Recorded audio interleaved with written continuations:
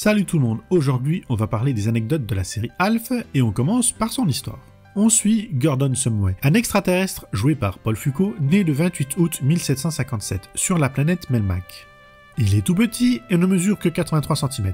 Le jour de ses 228 ans, sa planète explose suite à un holocauste nucléaire. Il perd ses parents, Bob et Flo Shumway.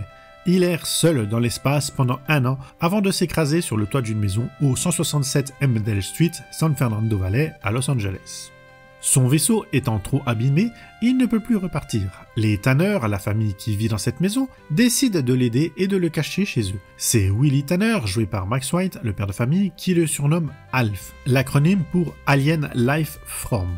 Forme de vie extraterrestre en français. Les Tanner doivent le cacher de l'Alien Task Force, une unité de l'armée américaine spécialisée dans les extraterrestres, et de leur voisin curieux, Trevor Oshmonek, joué par John LaMotta, et Raquel Oshmonek, jouée par Liz Sheridan. La famille Tanner est composée du père, Willie, travailleur social passionné par la radio, sa femme Kate, jouée par Anne Shedin, qui a fait des études d'histoire de l'art et travaille parfois dans l'immobilier. Leurs enfants, Lynn, joué par Andrea Elson, c'est leur fille aînée, Brian, joué par Benji Gregory, qui est le plus jeune et qui devient vite ami avec Alf, et plus tard Eric, le petit dernier de la famille. Alf se cache généralement dans la cuisine. Les Tanner comprennent vite qu'il va falloir de la patience avec lui. Il est très curieux de tout ce qu'il découvre sur cette nouvelle planète, mais ne comprend rien aux coutumes humaines. Il adore les chats, mais pour les manger, car sur Melmac, c'est une spécialité délicieuse. La famille a un chat nommé Lucky et Alf doit apprendre à contrôler ses instincts. Malgré les problèmes que sa présence cause, Alf réussit à s'attacher à beaucoup de monde. Il devient ami avec Jodie, jouée par Andrea Covell, une femme aveugle qui ne comprend jamais qu'Alf n'est pas humain. Neil, joué par Jim G-Block, le frère de Willie, Dorothy, jouée par Anne Maera, la mère de Kate, et son nouveau mari Weezer, joué par Paul Dooley, un musicien de jazz. Même Jack, joué par Joss Blake, le neveu des voisins Oshmonek, découvre son existence et devient son ami. Alf est maladroit et cause souvent des catastrophes, mais sous ses airs drôles, il y a un grand cœur qui touche tout le monde. Il partage aussi beaucoup de souvenirs de Melmac, dont il est nostalgique, parlant de ses amis comme Rhonda, Skipper et Stella. Les Mémaniens vivant environ 650 ans, les Tanner comprennent vite que sa visite va durer longtemps. La série a été créée par Tom Patchett et Paul Fusco, qui étaient coproducteurs avec Bernie Springsteen. Elle a d'abord été syndiquée par Warner Bros Television et Lorimar Telepictures, et c'est Bernie Springsteen qui a été approché pour voir l'audition du marionnettiste Paul Fusco. Mais de base, ça ne l'intéressait pas de le voir. Pour lui, seul Jim Henson, avec qui il avait déjà travaillé, valait le coup pour animer des marionnettes. C'est lui qui faisait le Muppet Show. Mais le court passage de Fusco dans le rôle d'Alf l'a convaincu directement. Il a trouvé le personnage très drôle et suffisamment bon pour être le personnage principal d'une série télé. Tom Patchett a aussi écrit et réalisé des épisodes. Elle dure 4 saisons pour 102 épisodes. Elle a été diffusée entre le 22 septembre 1986 et le 24 mars 1990 sur NBC, et elle a été vendue comme une série révolutionnaire. En France, la série a été diffusée à partir du 18 mars 1988 sur Antenne 2, qui l'ont usée jusqu'à la corde, avec des rediffs jusqu'en 1993. Puis elle est passée sur la 5e en 1996, et plein d'autres chaînes l'ont aussi rediffusée par la suite. Elle a été enregistrée au Century Studio 8660 Hayden Place à Culver City, en Californie. Le tout premier pilote original n'a pas été diffusé à la télé. Il est passé aux États-Unis le 10 août 2004, bien après l'arrêt de la série.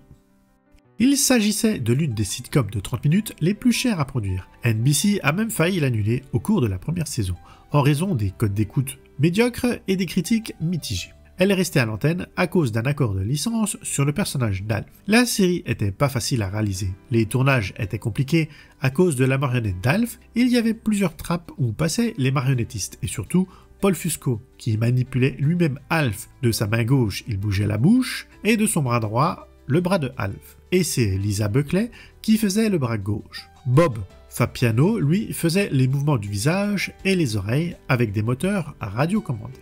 Tout le plateau était construit sur une plateforme surélevée pour que les marionnettistes puissent passer dessous. Et sous la scène, les machinistes avaient à leur disposition des réfrigérateurs, des collations et même des petits lits. Et les acteurs devait faire attention où il mettait les pieds pour ne pas tomber dans ces trappes. En plus, les trappes étaient déplacées pour le besoin des épisodes, donc les acteurs pouvaient se mélanger sur leur emplacement. Malgré toutes ces précautions, les acteurs n'arrêtaient pas de tomber dedans. Ils ont fini par donner aux trappes le nom de ceux qui tombaient dedans. Un épisode de 30 minutes prenait 20 à 25 heures de tournage. C'était très lent et fastidieux, et il faisait très chaud sur le plateau, un vrai cauchemar. Fusco, ainsi que ses 4 acteurs principaux, ont confirmé lors d'une interview que la difficulté du tournage créait des tensions entre les acteurs et la production, et qu'il y avait pas mal de conflits. Max White était aussi énervé du fait que c'est la marionnette qui avait les meilleurs dialogues dans les épisodes, et il en avait même marre de la série, il avait hâte qu'elle se termine. Un jour, il a même pété un plomb et s'est attaqué physiquement à la marionnette. Il a crié « Mettez-nous tous sur des bâtons, nous sommes tous des marionnettes !» L'équipe a dû intervenir pour le faire lâcher la marionnette. Et un autre jour, Max White a crié « Maudissez-vous Hussein !» aux acteurs et à l'équipe, comparant les conditions sur le plateau de tournage à celles de l'Irak de Saddam Hussein. Rien que ça. Et son dernier jour de tournage, à peine sa dernière scène mise en boîte, qu'il a filé dans sa loge, chopé ses affaires, et il a sauté dans sa bagnole et a disparu sans aucun au revoir à personne. Andrea Elson a souffert de boulimie pendant la 2e saison. Elle a déclaré « Si Alf était resté encore un an de plus, je n'aurais pas tenu ». Shedin, elle, a déclaré « C'est vraiment de la chance que ça ne s'est jamais vu dans les épisodes, que ça ne se passait pas bien sur les plateaux de tournage ». Et White, quelques années plus tard, a même adouci son jugement sur ce qu'il s'était passé pendant le tournage. Et il était aussi fier quand même que la série ait apporté autant de bonheur et de joie aux téléspectateurs. Fusco a gardé la marionnette d'Alf secrète jusqu'à la première de la série, et pendant la prod, il refusait de dire que c'était une marionnette, il soutenait que c'était vraiment un extraterrestre, et toutes les personnes qui travaillaient sur la série ne devaient en aucun cas dévoiler les secrets de tournage de la série. Pour ne pas abîmer la marionnette principale d'Alf, les répétitions se faisaient avec Ralph, une version rudimentaire appelée Research Soul Alien Life From, qui peut se traduire en forme de vie extraterrestre de répétition. Paul Fusco, qui n'aimait pas les répétitions, utilisait parfois simplement sa main au lieu des marionnettes pour aller plus vite. Et dans certaines scènes nécessitant des déplacements complets d'Alf, l'acteur Michu Mesraros, qui mesurait 84 cm, portait un costume intégral. On peut l'apercevoir dans une intro où Alf rejoint la photo de famille des tanneurs. Mais ce costume a été abandonné après la première saison, pour des raisons financières et de temps de production. Michu Mesraros demandait un trop gros cachet pour ses prestations. Fusco était tellement dans son délire avec la marionnette qu'un jour il a été invité dans l'émission spéciale du 75e anniversaire de NBC et il a voulu que personne ne voie la marionnette dans les coulisses et que la marionnette soit cachée. Une fois son apparition faite aux côtés de Michael Gross, il a tout de suite rangé Alf et il l'a ramené au plateau de tournage de la série pour être sûr que personne ne la voit en vrai. Jim Henson, qui était un grand fan d'Alf, a demandé à Fusco de collaborer pour une émission ensemble. Paul a refusé l'invitation parce qu'il ne voulait pas qu'Alf soit considéré comme l'une des marionnettes du Muppet Show. Et il accepta quand même qu'Alf anime 2 émissions, le Tonight Show starring de Johnny Carson et le The New Hollywood Square. Autre détail, pour enregistrer la voix de Alf sur le plateau, Fusco mettait le micro sur sa tête, mais ça faisait beaucoup trop de bruit parasite, obligeant à refaire les prises. Et c'est aussi pour ça que la série n'était pas tournée devant un vrai public, en plus des obsessions de Fusco pour cacher le trucage de la marionnette. Les rires qu'on entend donc dans la série sont des faux rires, ils viennent de bandes enregistrées. La série a bien marché. C'est la saison 2 qui a eu les meilleures audiences. Elle était à la 15e place des séries d'après le classement Nelson. La saison 3 a gardé à peu près les mêmes audiences. Puis à la saison 4, elle est tombée à la 39e place du classement Nielsen. NBC l'a changé de case horaire. Elle est passée du lundi soir, où elle était face à MacGyver sur ABC, au samedi puis le dimanche. Mais rien n'a amélioré les stats. Du coup, elle a été annulée à la fin de la saison 4, et elle se finit sur un cliffhanger. Le titre de l'épisode, Considérez-moi parti, et son histoire ont involontairement collé avec une fin de série à peu près potable. Évidemment, ce n'était pas prévu. NBC s'était engagé verbalement avec la prod de la série, Alien Productions, pour faire une nouvelle saison, et ils n'ont pas tenu leur parole, laissant les scénaristes le bec dans l'eau. D'après Paul Fusco, NBC a annulé l'émission peu de temps après un changement de politique en 1990, qui permettait aux réseaux télé de détenir les droits d'auteur sur les émissions diffusées sur leur chaîne. Fusco a refusé de transférer la propriété de la série, alors NBC l'a remplacé par Le Prince de Bel-Air. Si la série avait eu une 5e saison, elle se serait déroulée dans une base militaire où Alf serait séparé des Tanneurs après avoir été capturé dans le dernier épisode. Il faudra attendre le 17 février 1996 avec le téléfilm Projet Alf produit par ABC pour connaître la fin. Paul Fusco et Beverly Archer sont les seuls acteurs à apparaître du casting original dans ce téléfilm. Et NBC a déclaré bien plus tard à Fusco qu'ils regrettaient d'avoir mis fin prématurément à la série et qu'ils auraient dû financer au moins encore 2 saisons. En 2007, Fusco a confié son meilleur souvenir d'Alf, qui consistait à participer aux réunions des scénaristes où il proposait des blagues en essayant de voir jusqu'où les censeurs de NBC les laisseraient aller.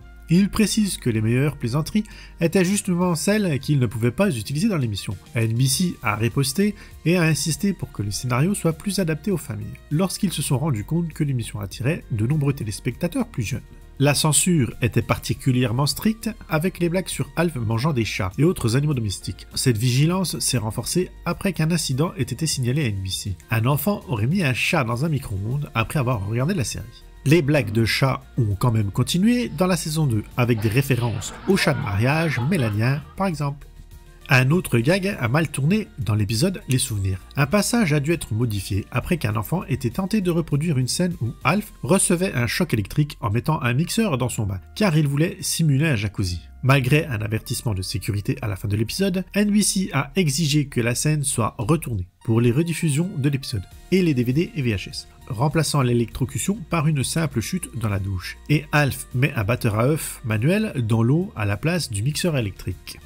Dans l'épisode pilote, Alf boit une bière avec Brian. Fusco justifie cela en expliquant qu'Alf est âgé de 285 ans et qu'il était assez vieux pour boire. Mais face à la popularité de la série auprès des enfants, NBC a exigé la suppression de cette habitude, considérant Alf comme un mauvais exemple. Malgré les protestations de Fusco, l'alcool a disparu à la fin de la première saison, sauf dans l'épisode Varsity Drag où Alf boit avec une alcoolo pour la convaincre de suivre une cure de désintox.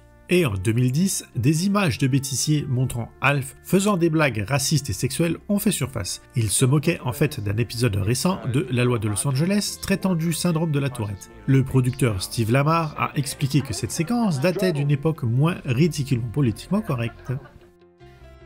Alf a connu un immense succès en Allemagne dès sa diffusion sur la chaîne ZDF. Tommy Piper, qui doublait Alf en allemand, est devenu si populaire qu'il a sorti 2 albums et 4 singles sous le nom du personnage Alf entre 1988 et 1991. Cette popularité a créé des problèmes inattendus pour la petite ville d'Alf, située sur la Moselle en Allemagne. Les panneaux indiquant le nom de la ville étaient si souvent volés par les fans que les autorités municipales ont dû prendre une décision inhabituelle qui est de fabriquer un grand nombre de panneaux pour les vendre directement aux fans de la série. Même aujourd'hui, la série conserve une place spéciale dans la culture populaire allemande. Preuve de ça, lorsque Max White est décédé, sa disparition a fait la couverture des médias en Allemagne, devenant un sujet d'actualité majeur dans le pays.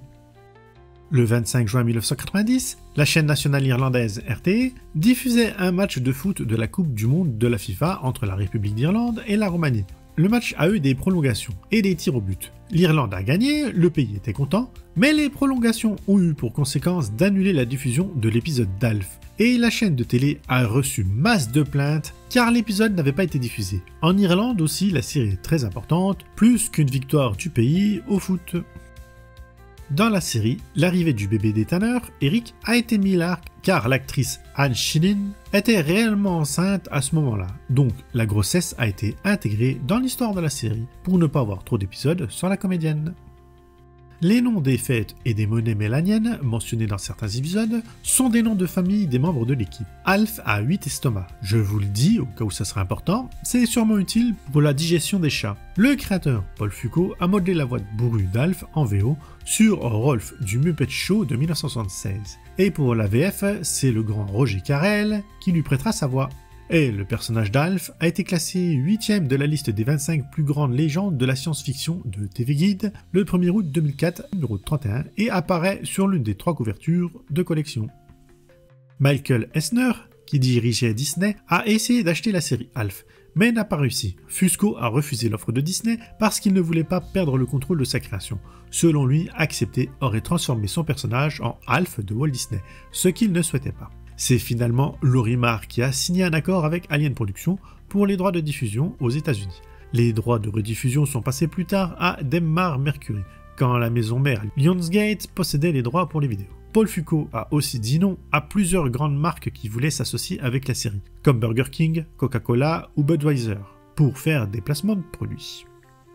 Dans la saison 4, Josh Blake ne reprend pas son rôle de Jake Oshmonek. Il n'y a pas d'explication dans les épisodes, mais les fans ont supposé que son personnage était retourné vivre à New York. En vrai, l'acteur a quitté Alf pour rejoindre le casting régulier de la série The Famous DayZ de 1989. Pas de chance pour lui, cette nouvelle série a été annulée presque en même temps qu'Alf. Quant à John LaMotta, il a exprimé sans détour son avis négatif sur la série lors d'un interview. Et il a déclaré qu'il considère Alf comme une merde, la pire expérience professionnelle de sa carrière, carrément. Voilà la liste des guests qui sont passés dans la série. Si j'ai oublié votre chouchou, mettez-le en commentaire. Donc on a Fran Drescher, qui est apparu dans le rôle de Roxanne, une amie de Kate, Ed McMahon qui vient jouer son propre rôle, David Ogden-Sister, connu pour MASH, qui est venu faire un caméo, Anne Meara, qui est la mère de Ben Stiller dans la vraie vie, ici a joué Dorothy Halligan, la mère de Kate, Cleveland Lytle, star de Blazing Stable, est apparu dans un épisode, on y voit aussi Carla Gugino, Tracy Walker, et le dernier est Bill Daly. Quand Alf s'est terminé sur NBC en 1990, l'épisode final se concluait par un « à suivre » qui n'a jamais eu de suite. Les fans ont demandé pendant des années une conclusion à cette histoire laissée en suspens. Et c'est en 1996 que le téléfilm Projet Alf, réalisé par Dick Lurie, sort pour clôturer cette histoire. Le film reprend exactement là où la série s'était arrêtée. Alf est capturé par le ATF, une unité spéciale de l'armée américaine, alors qu'il tentait de quitter la Terre. Il est détenu à la base Edmond sous la surveillance du colonel Milfoil, joué par Martin Sheen, qui prévoit de tuer l'extraterrestre pour fabriquer un produit de beauté. Le film explique aussi que la famille Tanner a été relocalisée à Reykjavik, en Islande, dans le cadre du programme de protection des témoins. Le film a été détesté par les fans car justement, il n'y a pas les Tanner, et le scénario n'est pas terrible. Les fans ne le considèrent même pas comme canon à la série. Pour profiter du succès d'Alf, NBC a lancé une série animée spin-off qui était diffusée le samedi matin intitulée Alf la série animée, tout simplement. C'est produit par Dick Entertainment, ça a été diffusé entre 1987 et 1988. C'est un préquel qui raconte la vie d'Alf sur sa planète d'origine Melmac avec sa famille, ses amis et sa petite amie Rhonda. Et la saison 2 change de style et de nom pour devenir Alf Stales. Ça devient une parodie des contes et des histoires de légendes classiques. Ça fera aussi une quarantaine d'épisodes. Et comme les animés de cette époque, il y avait une petite morale à la fin. Ici, c'était fait par la marionnette d'Alf de la série live. La version animée d'Alf est aussi apparue dans Cartoon All-Star to the Rescue, ou les personnages animés préférés à la rescousse, dans un dessin animé de 30 minutes sorti en 1990. Alf a aussi fait un caméo dans un épisode de La Croisière s'amuse, la nouvelle vague, dans l'épisode 16 de la saison 2. Et en 2004, Alf a animé un talk show télévisé sur la chaîne câblée américaine TV Land, avec Ed McMahon comme son acolyte. Ça a duré 7 épisodes, et ils ont invité entre autres Drew Carey, Tom Green et Merv Griffin. La série a eu plusieurs fois des rumeurs de redémarrage, une en 2012, où Paul Fusco a voulu faire un film façon Les Schtroumpfs, moitié CGI, moitié live, et c'est Sony qui aurait dû le produire. Mais ça n'a pas abouti. En 2018, c'est Warner Bros qui a annoncé faire un reboot de la série avec de nouveaux personnages, mais ça aussi ça a été annulé. Paul Fusco est toujours sur l'idée de redémarrer la série malgré son âge bien avancé. Mais si ça arrive, je pense que ça risque de se faire sans lui, hélas. Nous verrons bien ce que nous réserve l'avenir. La série a eu le droit à son adaptation en jeu vidéo sur Master System, sorti en 1989, développé par Nexa et édité par Sega. C'est un jeu de plateforme, le but est d'aider Alf à retourner sur sa planète. Alf a aussi eu une adaptation en comics chez Marvel avec 50 numéros, sortis entre 1987 et 1991. Des numéros ont été adaptés par Semic pour la France. Et il est aussi apparu dans Placide et Museau de Poche. La série coûtait tellement cher que NBC a autorisé la mise sur le marché de jouets et autres dérivés pour récupérer un peu d'argent. On a retrouvé Alf sur des paquets de céréales et en peluche ou en figurine. Avec ça, ils ont réussi à gagner 250 millions de dollars en 1987, ça fait un joli pactole. Il y a des peluches et des figurines de toutes les tailles et styles, il y a le choix. Le jeu de Alf Booyah Baseball, qui est une version du baseball avec des joueurs malaisiens qui se lancent un poisson pourri en guise de balle, est sorti. Il a vu ses cartes éditées par Topps entre 1987 et 1988 avec des joueurs fictifs de la planète d'Alf. Et il y a évidemment les classiques posters, t-shirts, tasses, les photos de production, des costumes pour vous déguiser. Le choix est large sur cette licence à ce niveau-là. Pour les DVD, il y a eu des censures dans les versions US. À cause des musiques, ils n'ont pas obtenu les droits d'exploitation des musiques et des chansons qui étaient utilisées. Comme d'hab, ils n'ont pas voulu payer les droits d'auteur pour les DVD et les VHS. Et les épisodes sont mis par ordre de production et pas dans l'ordre de diffusion. Du coup, ils sont plus courts de quelques minutes à cause de ces histoires de droits d'auteur. Car ils ont carrément coupé les chansons dans les épisodes, ils ne sont pas cassés la tête. Il y a une version remasterisée aux US, mais à partir des versions censurées. Ce qui est très bête de faire ça, bon, c'était soi-disant plus cher de refaire à partir de la version originale. Bah oui, il fallait payer ces fameux droits d'auteur comme je viens de vous le dire. En France, la série est disponible en DVD en intégrale. Je mettrai le lien en description, ça aide la chaîne pour ceux qui les achètent par ce lien. Mais je ne sais pas si elle a les problèmes de la version US. Dites-le en commentaire pour ceux qui le possèdent déjà, pour que les gens sachent si oui ou non il y a ces fameuses musiques ou pas dans les DVD. Mais au moins, les DVD ont le mérite d'exister en version française, ce qui est assez rare quand même, faut le noter. On doit la musique du générique et des épisodes à Alf Clausen. Oui, le mec s'appelle Alf, c'était son destin. Il est connu pour la musique des Simpsons, Clair de Lune ou encore Une créature de rêve de 1985. Et tous les épisodes ont un titre de chanson connu qui est lié à l'histoire de l'épisode. Le générique est disponible en CD et il y a aussi des playlists des chansons et des titres des épisodes qui existent. Je vous les mettrai en playlist comme d'habitude. On trouve aussi Alf One Super Dance Mix, sorti en Espagne en 1991. Comme le titre l'indique, c'est des musiques dance qui n'ont strictement rien à voir avec la série. Je ne sais pas où est le rapport avec Alf, mais bon, ça existe, alors je vous le dis. Dans le même genre, on trouve Alf The Demo. Pareil, à part sa photo, ça n'a rien à voir avec la série. A priori, c'est un Australien qui a utilisé l'image d'Alf, parce qu'il devait être fan, je suppose. 3 des acteurs qui faisaient la série nous ont quittés. Mihaly Mizaros, qui était dans le costume de Alf quand Alf marchait, est décédé le 12 juin 2016. Mark White est décédé donc le 26 juin 2019, et le gamin Benjamin Gregory est décédé le 13 juin 2024. Il était assez jeune, il avait nos âges, ça craint, donc on leur dédie la vidéo. Enfin, bref. C'était quand même une série marrante que je matais à l'occasion. J'étais pas un grand fan, mais ça se laissait regarder, c'était sympa, tranquille. On pouvait regarder ça en famille, c'est assez rigolo. Je sais qu'il y a beaucoup de fans, dites-nous, vous, si vous attendez un remake avec impatience de cette série, ou si, comme moi, ça ne vous intéresse pas, car vous vous doutez qu'ils vont encore massacrer complètement la série, et qu'ils vont encore bousiller une vieille licence. Dites-moi aussi si vous aimez la série originale. N'oubliez pas les trucs de YouTube, les abonnements soutien, les super merci. Merci à ceux qui s'abonnent d'ailleurs. Vous êtes de plus en plus nombreux, ça fait plaisir. Et sinon, moi, je vais pas vous tenir la patte plus longtemps, donc je vous dis à une autre vidéo. Bye bye. Et ne mangez pas de chat.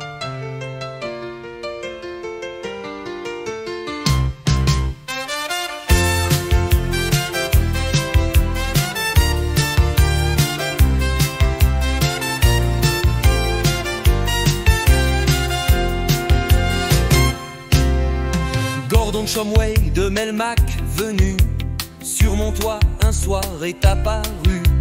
83 cm de malice, 228 ans et plein de vices.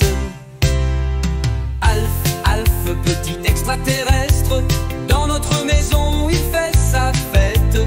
Alf, cache-toi des voisins, Lucky le chat n'est pas ton festin.